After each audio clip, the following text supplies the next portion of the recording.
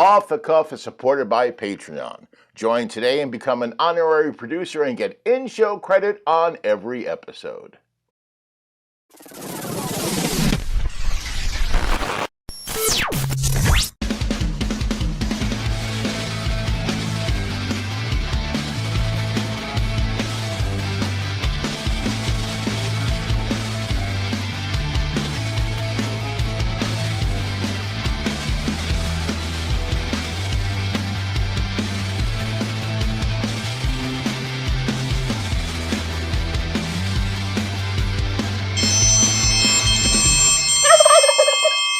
Happy Thanksgiving, everybody. Welcome to Off the Cuff. Thanksgiving is probably my favorite holiday. It really is. I mean, what's not to love?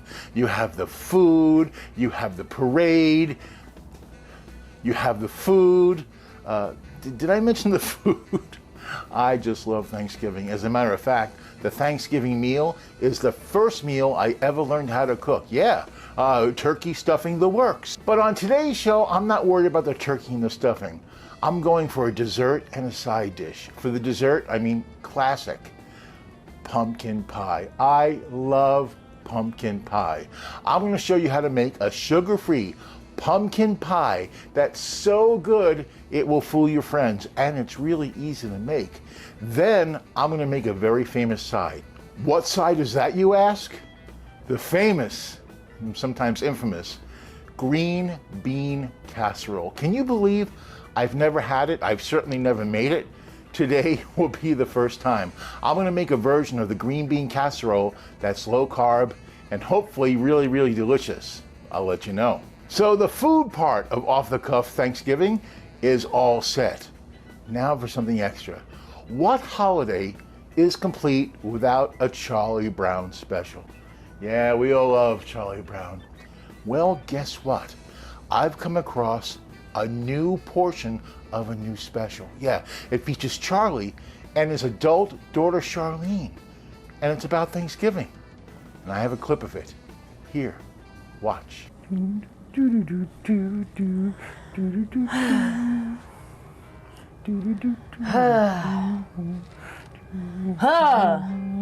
grief, Dad!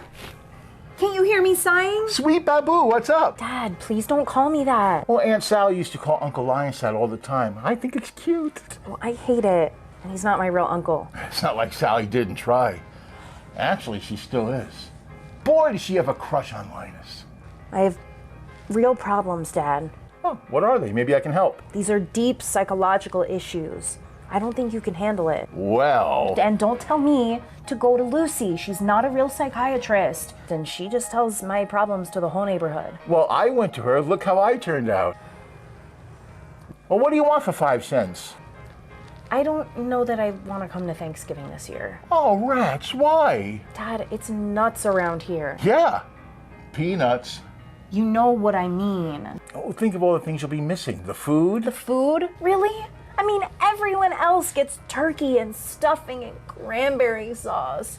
And we get popcorn and jelly beans and pretzels and buttered toast. Ah, you forgot my favorite, the ice cream sundaes. But that's not Thanksgiving. Well, Thanksgiving isn't only about food, it's about friends and family. Don't get me started. Get started on what? Dad, it's a sideshow. I think that's a bit extreme. Oh, really? Let's take Uncle Linus. Oh, boy. He always has that 60-year-old blanket.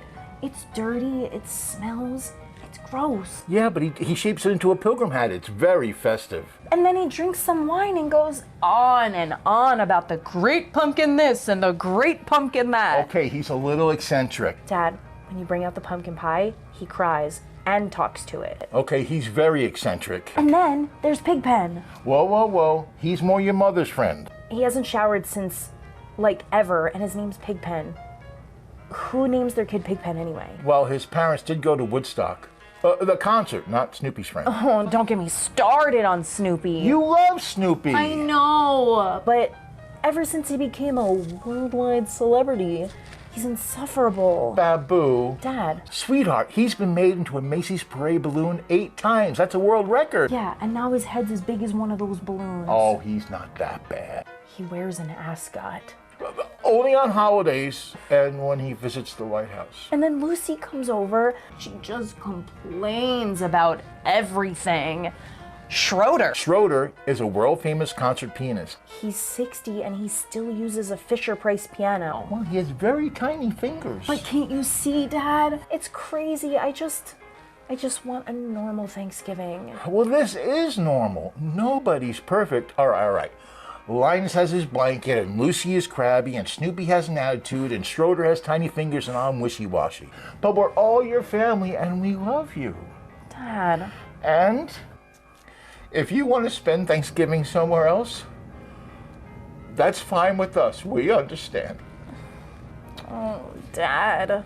You are wishy-washy, but you're also good old Charlie Brown. I'm gonna stay home for Thanksgiving. That's great. It's gonna be the best one ever. Oh, look, here comes your grandma. Hi, Mom. What's up? What did she say, Dad?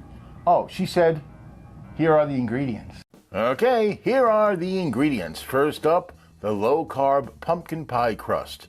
2½ cups of almond flour. 1/4 cup of sweetener. 1/4 teaspoon of sea salt. 1/4 cup of butter.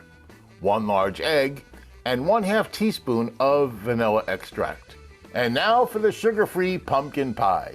1 15-ounce can of pumpkin puree, 1/2 cup of heavy cream, 2 large eggs, 2/3 of a cup of powdered sweetener, 2 teaspoons of pumpkin spice, 1/4 teaspoon of salt, and 1 teaspoon each of vanilla extract and black strap molasses. And finally, for the green bean casserole, 1 can of cream of mushroom or cream of celery soup, 1/2 cup of unsweetened almond milk, 1 teaspoon of soy sauce, 4 cups of cooked cut green beans, and 1 1/3 cups of French fried onions. Those are going to be divided. So any good pie starts with a really good crust. Now I have a crust recipe that's low carb, that's made with almond flour. It is delicious. I've made it before. I know you're gonna love it. Okay, so first let's go with our dry ingredients, the almond flour. This is the monk fruit allulose sweetener and the salt. And now we mix it all up. So it's all, yeah, I've made this crust not too long ago. For myself, I just made a low carb cheesecake. This is the same crust I used. It is delicious. All right, now for our wet ingredients. First let's put in the 1 egg. This is the 1/4 cup of butter, melted, and the vanilla. I got clear vanilla. Now we're gonna mix it in. And at first it looks like it's not going to work, but it does. It becomes a crust. And when you get to this point, which I'm at, you might have to start considering using your hands. Yeah, that's the best way to knead this into a ball. It's not too sticky, so it's all right, but it's already forming quite well. There we are. That's getting most of it. Okay, you want to do it till it gets like that. Now you can grease the tin with butter if you like, but I'm going to spray it with cooking spray. It lowers the calories, and I think it works a little bit better. Then take your dough and start pushing it down, and this dough is going to spread. And you watch, you're going to be able to spread this all the way into a complete crust. You don't have to roll it out first. I suppose you could. I've actually never tried that, but I've always done it this way. In my family, we had a lot of pie lovers. My brother, my father loved apple pie. You could not keep them away. I like apple pie, but there was something about pumpkin pie. I guess maybe the proximity to Halloween. I just found it kind of exotic. By the way, if there's a little hole, you can just cover it up. Artistic? No. Functional? Yes. I'm trying to get the pie to go all the way around the rim. I don't know if there's enough for it. I'm working on it. All right. I think we're getting close to being finished. All right, there is our pie crust. Now we're going to put in the oven. In a preheated 350 degree oven, middle rack is fine, 12 to 15 minutes or until it's lightly golden brown. Okay, it's been 12 minutes. This is golden brown, oh yeah. Now you let this cool.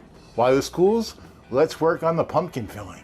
Okay, so the filling for our pumpkin pie calls for 2/3 of powdered sweetener. I only have granulated, but you can make it powdered using a food processor, which I'm about to do. All right, so we take our food processor and we put our granulated sweetener in it. And let it rip. Okay, I didn't subject you to all of that, but I did that for about a solid minute. All right, let's mix this all together. In goes the canned pumpkin filling. Okay, in go the eggs, the heavy cream, the blackstrap molasses, and if you're worried about carbs, don't worry, this is minimal because this is going into a whole pie. The vanilla, not going in any particular order. The powders, the sweetener we just powdered. This is the pumpkin spice. That's what makes coffee so good this time of year. And salt. We mix it on slow.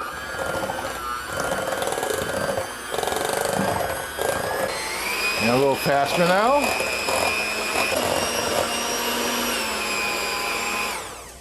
Okay. We are all mixed. Now we're just gonna wait for our pie crust to be fully cooled, then we're gonna pour it in. It just occurred to me, I might have too much filling for the pie crust, but let's see. Let's pour it in now. Oh, I think I'm wrong, I think it's gonna be fine. Okay. Now all the instructions say that once you do this, you should bounce it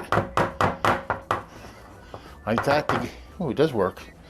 To kind of get the air bubbles out of it. I reduced heat on the oven to 325. Middle rack is still good. Nice and careful. There we go. For 40 to 50 minutes. Oh yeah. Now we're gonna let this cool. Then we're gonna put in the refrigerator overnight. So the pie has initially cooled, but now for best results, we're gonna put it in the refrigerator for 24 hours. Oh yeah, so I'll be back here in 24 hours and then I'll make the green bean casserole. But in the meantime, you can watch Food Facts.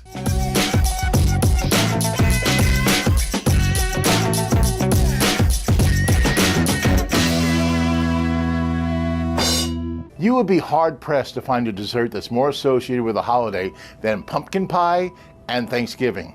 It's more than a foregone conclusion that pumpkin in some way, shape, or form was on the very first Thanksgiving table, but probably not as pie. Today, over 10 million households celebrate the holidays with pumpkin pie. Pumpkins were first cultivated in Central America around 5500 BC.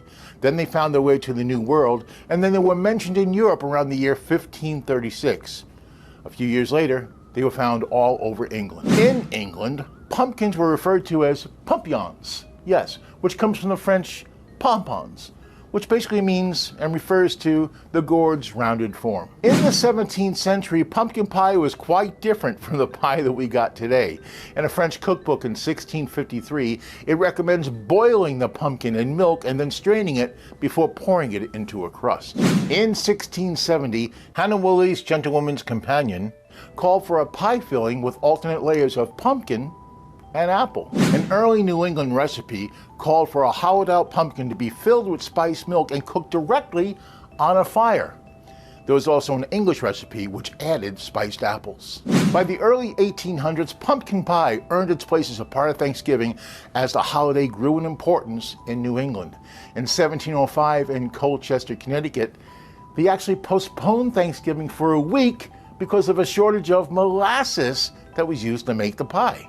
In 1796, Amelia Simmons' pioneering American cookery had not one, but two different recipes for pumpkin pie, one of which is very, very close to our custom version that we enjoy today. In 1827, Eliza Leslie offered a recipe for pumpkin pudding in her book, Miss Leslie's 75 Recipes for Pastries, Pies, and Sweetmeats.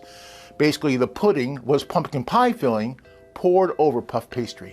Also in 1827, pumpkin pie got political when abolitionist Sarah Joseph Hale, who for years campaigned to make Thanksgiving a national holiday, mentioned pumpkin pie in her anti-slavery novel, Northwood. In 1842, another abolitionist, Lydia Maria Childs, wrote a very famous poem about Thanksgiving, and you all know it. It goes, over the river and through the... Well, I won't sing the whole thing, but it ends with, hurrah for pumpkin pie. In 1863, Abraham Lincoln made Thanksgiving an official national holiday. Then, after the Civil War, Thanksgiving and pumpkin pie truly went nationwide, mostly because of recipes that appeared in women's periodicals of the time. In 1876, a recipe for a New England pumpkin pie appeared in a cookbook by the ladies of Plymouth Church of Des Moines, Iowa.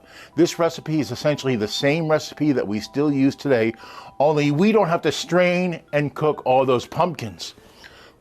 In 1929, Libby's introduced a line of canned pumpkin, coincidentally, the same brand that I'm using today, and it revolutionized making pumpkin pie and Thanksgiving for us all. The New Bremen giant pumpkin growers of New Bremen, Ohio, hold the Guinness World Records for the world's largest pumpkin pie, and I'm sorry, I have to read this off my phone. Here it is. Wow, okay.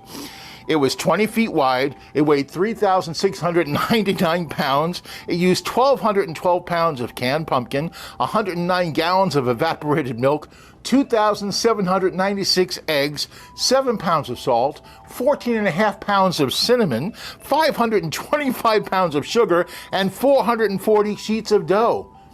It also took 40 chefs to cook it, and I'm out of breath just talking about it. According to the American Pie Council, 1 out of every 5 Americans have eaten an entire pumpkin pie by themselves. Who would do that? Well, I live alone. Okay, it was one sitting. Okay, now it's pumpkin pie and green bean casserole trivia. October 26th is National Pumpkin Pie Day. That's well timed. Illinois is the United States leader in producing pumpkins. That's why Billy Corgan can't go there. Get it? Because he's in Smashing Pumpkins. Pumpkins are the state fruit of New Hampshire. Green bean casserole was invented by Campbell's employee Dorcas Riley in 1955 in what's now known as the Campbell Test Kitchen. The original name of green bean casserole was green bean bake, and its original recipe is in the National Inventors Hall of Fame, and there it is. There's the first one. The recipe for green bean casserole is viewed on the Campbell's website every year over 4 million times, concentrated around Thanksgiving. And also every year, over 20 million Americans enjoy the dish. And finally, green bean casserole was not meant to be a Thanksgiving dish. It was actually created to be an everyday side dish. It didn't get associated with Thanksgiving until the 1960s when Campbell's put the recipe on the back of every single can of cream of mushroom soup. And that's Food Facts. And just like that, it's the next day. The pie is ready to go. Now all I have to do is make the green bean casserole. And we start with canned green beans. Yeah. These are perfectly fine to use. You have to drain them. You can use fresh green beans too, but I am taking the shortcut. Let's drain our green beans. The cans are pre-opened. And I would usually do this in the sink, but my sink is covered. So that's all you gotta do. Once they're drained, in there. This recipe calls for 4 cups. So I have 2 15-ounce cans. That's 2 cups each, so that's 4 cups, right? If my math is correct. Okay, so now we're going to start off by mixing our ingredients here. First we have I'm using cream of celery soup. You can use cream of mushroom too. It's totally up to you. I just had multiple cans of cream of celery in the house, so that's what I'm using. Don't ask me why. It's a personal thing. Okay. Actually, a neighbor gave it to me. I've kept it. Here is the half cup of milk. I'm using almond milk. This is going to lower the carbs. That goes in. Soy sauce. And salt and pepper to taste, which I don't have in the recipe. And now we stir until this becomes uniform. All right. Yeah, like I said, I've heard of this recipe. I've made fun of this recipe. But I've never done this recipe. So I'm kind of excited, kind of trepidatious, but we shall see. Mix it in nice. And now we're going to incorporate our green beans. We're going to fold that in. Not all yet, so let's fold them in. There we go. Like I said, I'm making this out of pure curiosity. I've done several episodes where I've mentioned it. I've actually made fun of it, as I said. The oven is ready. It's good. And this does look kind of intriguing. All right, now we take part of our French fried onions, and we're going to mix it right in here. We're also going to put more on top after it cooks for a bit. Yeah, it's going to cook for about, I think, 20 minutes. Here we go. Yeah, I just checked. We're going to bake this for 25 minutes. All right. That is well mixed. Let's get our pan. Hitting it with some cooking spray again. And now we're putting our mixture into the cooking vessel. The cooking vessel. All right. Looks like I picked the right size, which is good. Now we're going to save that for later. We're now going to put this into the oven. All right, the oven is preheated to 350 degrees. As always, the middle rack is good. Slide it on in. Okay. We now bake it for 25 minutes. Then when there's 5 minutes left, we're going to put some more fried onions on it and cook it for 5 more minutes. Okay, it's been 25 minutes. Oh, it's all bubbly. Look at this. Ooh, looks good. Let's put some more onions on it. Okay. Okay. Let's put some more of these French fried onions on top of this. I'm not going to be sparingly. I love these. They have calories, but they're not super high in carbs either.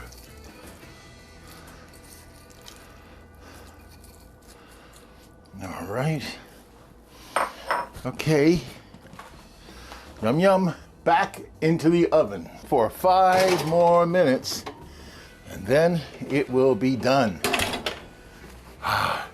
It feels like Thanksgiving.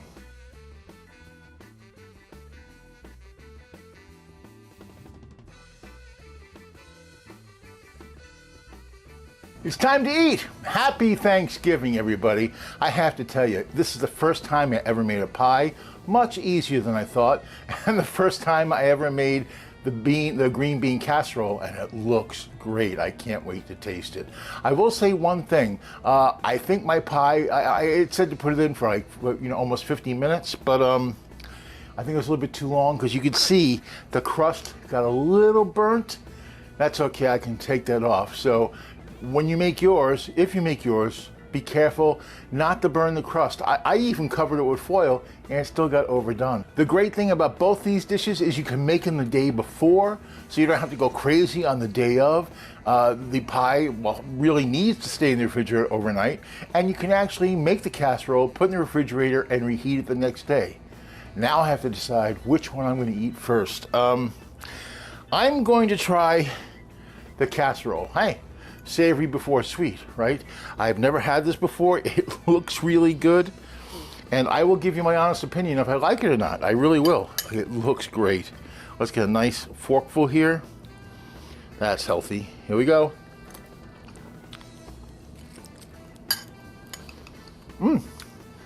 Got crunch from the onions. Of course, green beans and the cream and mushroom soup. It's got salt and pepper. I will say this, I think I oversalted it. So, because the soup has salt in it already. Very good. Very, very good. No, it's actually the salt level is fine. This is really, really delicious. This makes a nice side. And you know, not just for Thanksgiving, but any time of year, actually. Very, very cool. Now let's try the pumpkin pie. All right. Here's the pie. As you can see, I adorned it, as you saw in the picture also, with a little bit of whipped cream. I didn't make it. I actually went to the store and I bought keto whipped cream. They have it now, and it can. You can use it. It's really good. All right. Here comes my first try ever of my own homemade sugar-free pumpkin pie.